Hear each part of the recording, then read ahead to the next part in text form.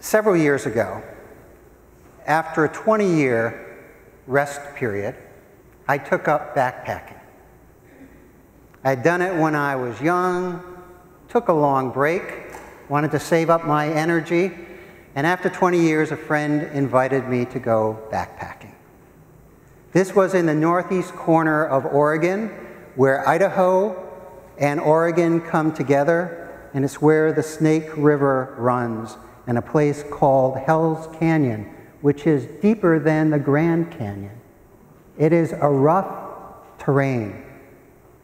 And there is a wilderness area called the Eagle Cap Wilderness, about 300,000 acres. And in the Eagle Cap Wilderness are mountains 12 to 14,000 feet tall. And my friend took me backpacking there. Had all my gear, and my friend Bruce was an experienced backpacker. He knew this area. He had grown up in this area, and he said, "Kent, you're going to do fine." I'd never been there. I was nervous. I hadn't backpacked in a very long time. "Kent, it's going to be fine."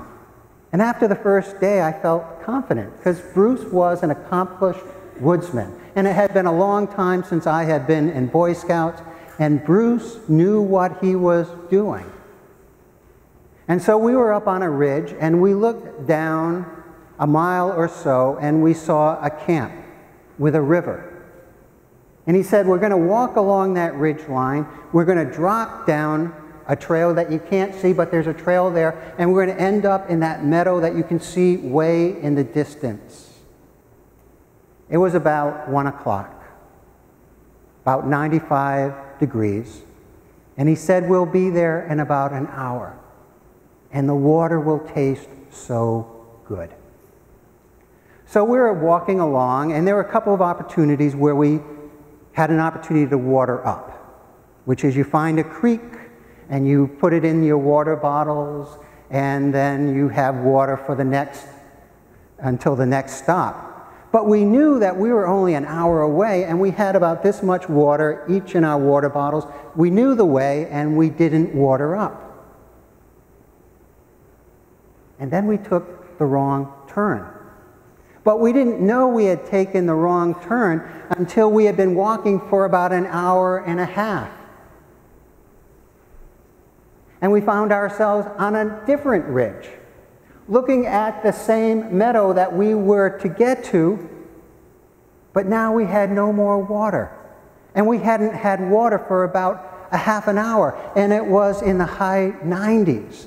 And we were putting out a lot of energy. And we didn't know how to get from that point down to the meadow because we were on the wrong trail. And Bruce, my accomplished woodsman, began to speak in sentences that didn't make sense. It was clear that he was suffering the effects of dehydration. And he was the one who was supposed to get us out of this jam. And so we began to work the problem. Because if Bruce wasn't thinking clearly, I knew that I wasn't thinking clearly.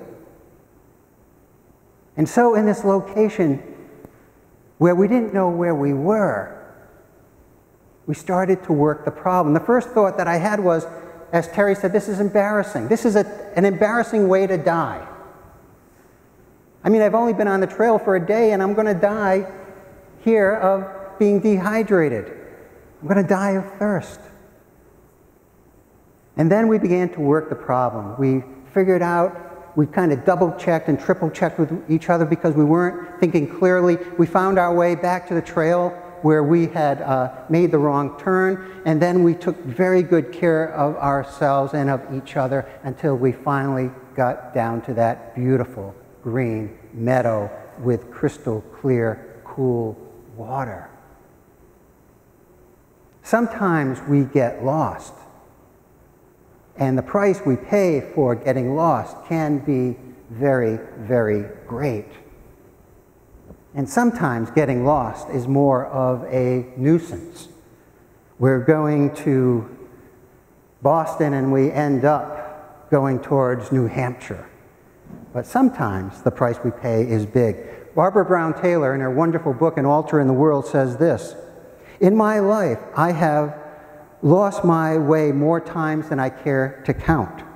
I have set out to be married and ended up divorced. I have set out to be healthy and ended up sick. I have set out to live in New England and ended up living in Georgia. When I was thirsty, I set out to be a parish priest, planning to spend the rest of my life caring for souls in any congregation that would have me. And almost 30 years later, I teach school." And then she writes, "While none of these displacements was pleasant at first, I would not give a single one of them back. I have found things while I was lost that I might never have discovered if I had stayed on the path." And is that true? When we've been lost in life, when circumstances have taken us off course and we don't know what the future holds, we don't know what that next step is, we don't know what is the right decision, as we look back on our lives, have there indeed been moments when we have received gifts? My experience in the wilderness of Oregon and Idaho was to always water up whenever you get a chance. Secondly, don't allow one person to read the map. You both read the map. And third, don't panic. Take care of each other. Abram and Sarai in this morning's passage are being invited to get lost. They're being called in their old age to leave everything they know, armed only with the promise that they will be a source in their old age of a mighty nation. Listen to this, chapter 12. "Now the Lord said to Abram, 'Go from your country, go from your kindred, go from your father's house to the land that I will show you, and I will make of you a great nation, and I will bless you and make your name great so that you will be a blessing.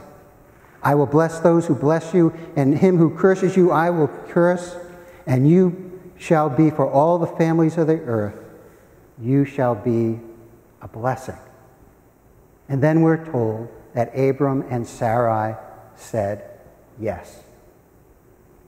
A few of us meet on Friday mornings, and we talk about the passage that will be preached on that Sunday.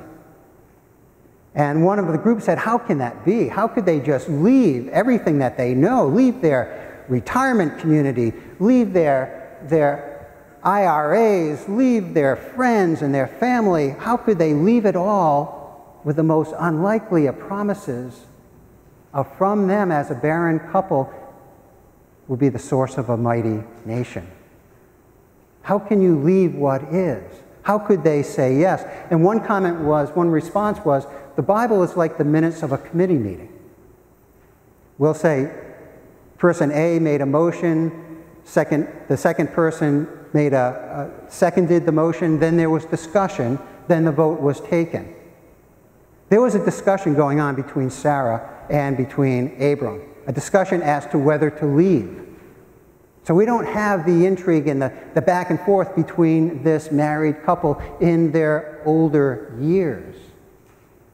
But there was something within them that enabled them to say yes. To leave the familiarity of what is, graced only with the promise, an unlikely promise, that from them in their old age will come a mighty nation. Barbara Brown Taylor in her book says that oftentimes people in life are like cattle. I don't want to offend anybody, but she says we are like cattle. If you go to a dairy farm, they have a path from the barn to the meadow. And it is a deep path that the cattle go back and forth day after day because they know the shortest way to get from the barn to the meadow where they can feed and then back to the barn where the milk can be taken. And they never alter their path. Abram and Sarai are being called to alter their path. Because if they stay on the same familiar path, they will not be blessed. And our faith calls us to leave the familiarity of what is and to move into the unknown, even though it's scary, even though it takes us out of our comfort zone.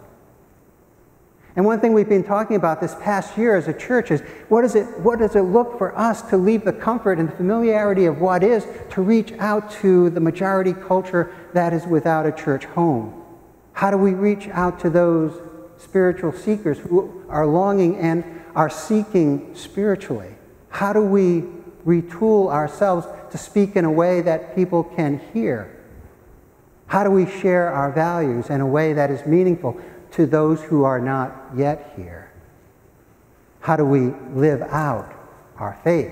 We are being called, like Abram and Sarai, to become lost, to leave the familiar, armed only with a promise that God will guide us and bless us and be faithful to us.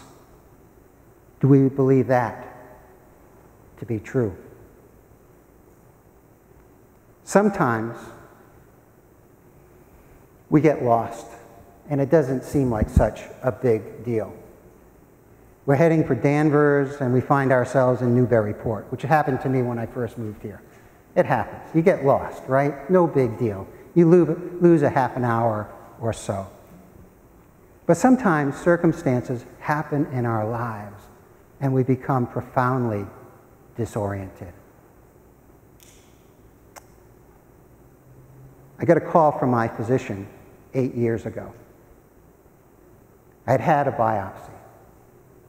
And my physician said, "Kent, you have cancer. You have prostate cancer." And for any of us here who get the diagnosis of cancer, your mind stops working when you hear the word cancer.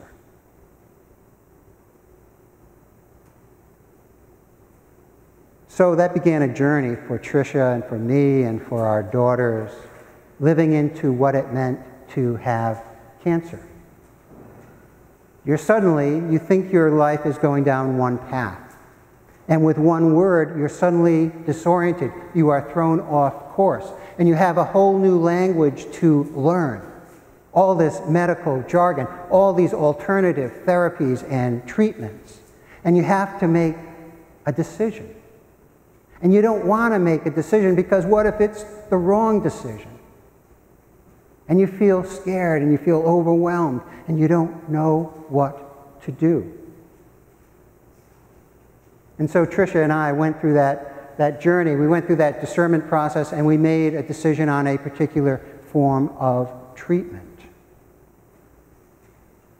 And here I am 8 years later and still cancer-free. Yet my life was changed by that diagnosis. And there was a price that I paid physically for that journey of getting lost, of having my life detoured.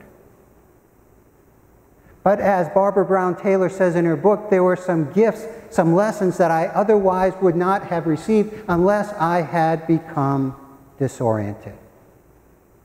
And one of those takeaways was a deep and abiding sense when I was most frightened at 3 in the morning, laying in that hospital room, that I was cared for, that I was cherished, that the God that we pray to and sing about was a reality in my life, giving me a sense of comfort that I otherwise would not have had. I can't prove it, I can't measure it, I can't quantify it, but I can say it with great conviction. Being cared for, being loved, being embraced at 3 o'clock in the morning when I was most frightened in that hospital ward is as real to me now as it was then. And also a reminder of how important family and friends and even strangers can be when they bring great kindness into our life. And the third lesson takeaway that I have from my cancer is to not put off things that I want to do. particularly things that are physical in nature, while I can still do those things. If someone says to me, Kent, would you like to do this? And I have the time and I have an interest, I will say yes. Even when it may take me out of my comfort zone.